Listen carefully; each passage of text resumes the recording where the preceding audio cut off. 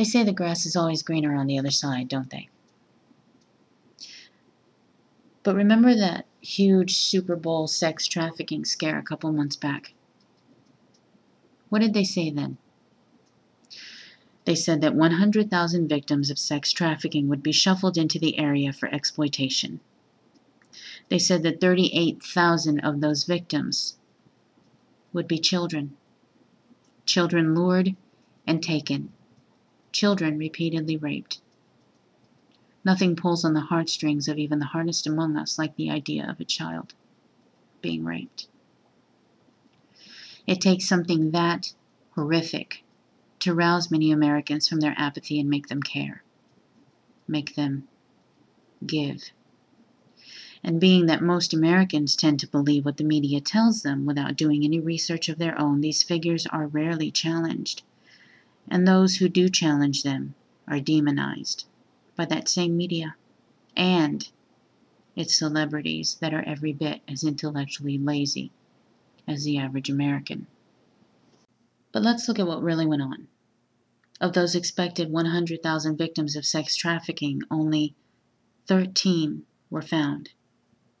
And of the 38,000 missing and abused children that were supposed to have been brought into the area for sexual exploitation, they found 2.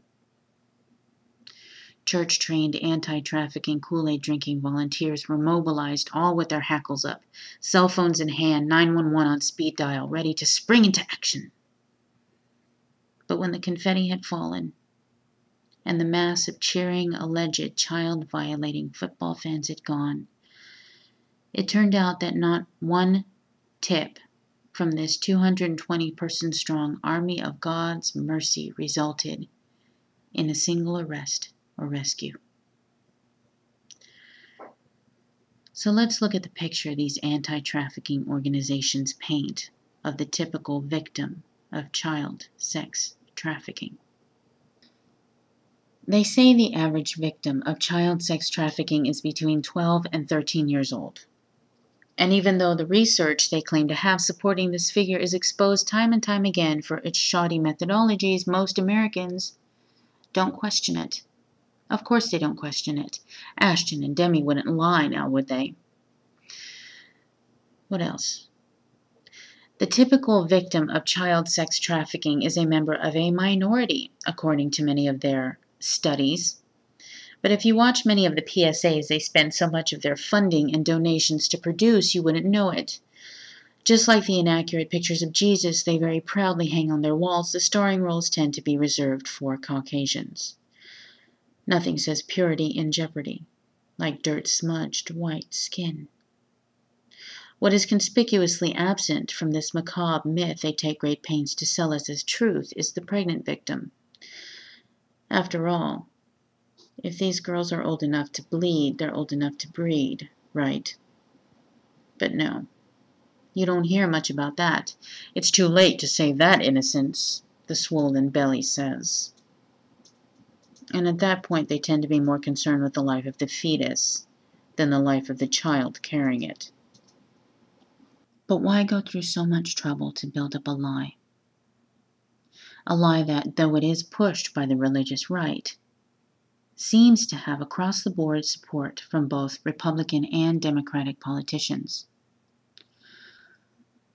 I don't know about you, but one of the things politically that creeps me out more than what seems to be the purely Republican agenda of anti-equality and across-the-board privatization of everything, the thing that leaves me with my head cocked, trying desperately to reconcile what I'm seeing and what I'm accepting, like watching a dog ride a bike, is not what Republicans and Democrats fight over, but what they don't.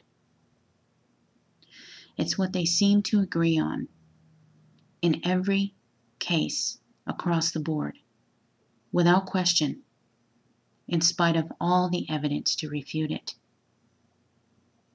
It's the picture they both helped to paint for us.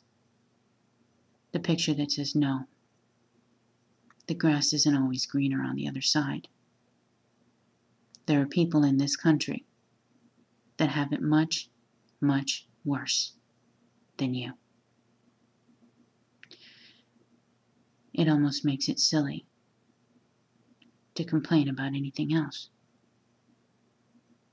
doesn't it?